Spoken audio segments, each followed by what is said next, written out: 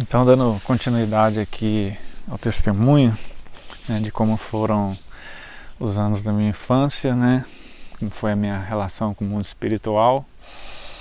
Bom, lá para os meus 10 anos de idade eu estava morando na cidade de Jacareí, no bairro chamado Secap, e frequentava a igreja adventista do bairro Cidade Salvador, né? E ali eles estavam para reformar a igreja da cidade de Salvador e nós, por estar em outro bairro, tínhamos um pequeno grupo, né, na casa nossa, dos meus pais.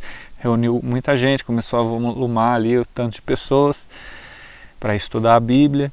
Então a gente queria um lugar para nós, né? Na verdade eu era criança, né? Meus pais se movimentavam isso. E entre o bairro Secap e o bairro Cidade Salvador tinha um bairro novo que estava vendendo terreno e tal. E aí eles se juntaram, compraram terreno e iam pegar a igrejinha antiga que era lá de Cidade Salvador, era uma igreja de madeira que tinha vindo do Paraná. E eles montaram lá. E aí eles foram, desmontaram, mas na hora de montar no outro terreno, não prestava para nada as madeiras, né? Tava tudo deteriorado, ruim para montar e tal, porque já era a segunda montagem, na verdade. Então eles resolveram, assim, que não dava para fazer. Então meu pai, né, que tinha experiência já com obra, construção e tal, né, que tinha uma empresa que trabalhava com obra, falou, ó, é o seguinte, vamos fazer do zero. E pegou lá, chamou um pessoal, trabalhar de pedreiro e começou a fazer a igreja do zero, né? Foi erguendo ali de bloco, né? Ficou uma beleza, a igreja ficou linda, né? Pequenininha, mas muito bem arrumada. Eu lembro que o irmão Silvio, né, que era o pai da Sonila e da Tânia, que eram as irmãs que pregavam ali na escolinha para as crianças, né, chamada Escola Sabatina. E nossa, era uma família que assim, se empenhava muito, né? A Angélica trabalhava com obra social, então eles ajudaram muito, né, a erguer essa igreja aí. E eu lembro que era uma benção, né? Tinha os cultos de quarta-feira, de domingo, de sábado e funcionava bem. Tinha as crianças, né? Bastante criança, né? A gente aprendia muito, né? Se bem que eu dormia bastante na igreja também. Nos cultos de quarta-feira, né? Brincava o dia inteiro, chegava à noite, ia pra igreja e sentava lá na frente e dormia, roncava até. Mas eu gostava da igreja, sim, né? Aí que aconteceu? O bairro onde eu morava começou a ficar muito violento. Bairro de periferia sempre tem essa tendência mesmo. E aí, então a gente já estava começando a presenciar a morte, né, ali na rua, né, o pessoal que mexia com tráfico e tal, via o pessoal andando armado, mexendo com droga e oferecendo pra gente. Então, por mais que os pais alertavam, tinha umas criançadas que ia pro mundo do crime. E meu pai ficou muito preocupado com isso e ele começou, junto com a minha mãe, né, meu pai e minha mãe, leram um livro chamado Fuga para Deus, do autor Jim Holmberg, lá dos Estados Unidos. Ele conta a experiência dele com vida no campo. E a gente descobriu, né, que tem uma mensagem muito forte, né, dentro da igreja adventista, incentivando a vida no campo, né, vida saudável e etc. Aí eles leram outro livreto, esse aí era interessante que meus pais liam, né? Aí minha mãe contava tudo para mim que eles tinham lido, né? Ele leu um livreto chamado Vida no Campo e nesse livro convenceu eles a se mudar para o campo. Então eles começaram a viajar para cá, para essa cidade que eu estou agora, Santo Antônio do Pinhal, São Paulo, mais ou menos uns 90 quilômetros, né, de uma cidade para outra ali. Então aqui é a Serra da Mantiqueira, lá o Vale do Paraíba. Eles começaram a vir aqui. Tinha vantagem que meu tio já morava aqui, né? O meu tio Herádio, meu tio João também já tinha uma casa. A gente começou a ficar na casa do meu tio, que era casa de passeio. E meus pais compraram um terreno e começamos a construir uma casa de madeira. E aí, lá para meus 11 anos de idade, a gente resolveu se mudar para cá. Como eu disse para vocês no testemunho, né? Eu chorei por causa de uma árvore que cortou. Agora eu tenho aqui, ó, milhares de árvores, nossa, incontáveis árvores aqui, né? Como Deus é bom, Deus é maravilhoso, Ele recompensa a gente infinitamente do que a gente imagina, né? E eu, assim, que não sabia nada de espiritualidade, agora na infância mesmo já estava aprendendo tanta coisa, né? Teve até um episódio com a minha bisavó lá de Amparo, que era muito católica, falou pro meu pai assim uma vez, né? A gente estava num passeio e tal, e passou acho que na frente de um cruzeiro, né? Aí minha avó cutucou eu e falou, faz o sinal da cruz. Aí eu fiz assim. Ela, não, não é isso, menino, não é assim que faz. Aí eu fiz assim. Aí ela olhou para meu pai e falou, é culpa sua, você que não ensina o moleque. Então, de alguém que era totalmente ignorante, eu já estava assim, tão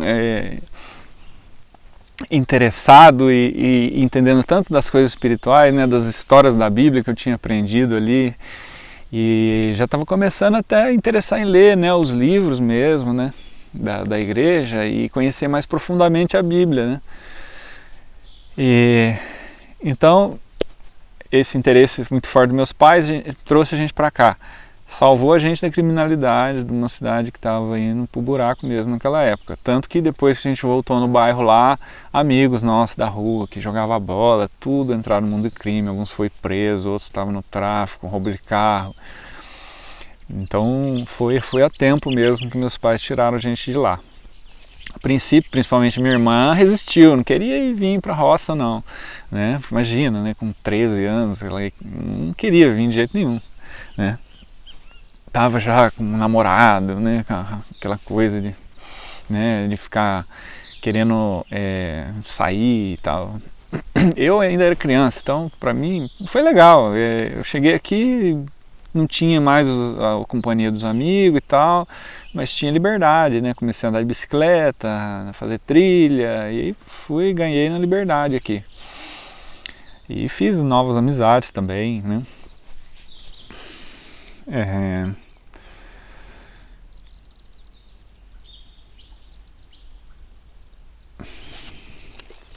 Bom, meu pai chegou aqui, ele começou a querer arrumar um outro tipo de trabalho. Então ele começou a fazer móveis. Eu achei aquilo incrível. A primeira vez que eu vi o meu pai fazendo um móvel, o sorriso da minha mãe quando viu pronto, porque já tem de família, gente, né? Meu tataravô era um bom marceneiro, né? Um excelente marceneiro, professor, né? De marchetaria, de outras coisas mais. Mexia com ferro também, fazia gaiola, fazia espingarda, fazia um monte de coisa. E quando eu vi isso assim, eu falei, nossa, eu acho que eu quero mexer com isso aí, né? Eu gostei muito da carpintaria. Com 11 anos de idade, meu pai já me colocou numa escola de carpintaria em Campos do Jordão. Fiz poucas aulas, eu fui aprender mesmo mas na prática, trabalhando numa marcenaria, com 12 anos de idade, e aqui com meu pai, né, no galpão. Então a gente começou a mexer com móveis, foi muito interessante. Móveis rústicos, meu pai pegava tora, raiz, no mato, vinha com a caminhonete, pegava do mato né, pasto que o pessoal tinha cortado toco antigo de madeira cortada há muitos anos, aquelas raízes, trazia, fazia pé de mesa, era coisa linda. E a gente trabalhou com isso, só que daí o que aconteceu? É um negócio meio sazonal, às vezes vende muito, às vezes não vende, então ficou meio instável. Meu pai ficou assim, não, fazer uma coisa mais estável, ele arrumou uma casa de ração, comprou uma casa de ração, trocou numa outra casa que ele tinha lá no centro da cidade.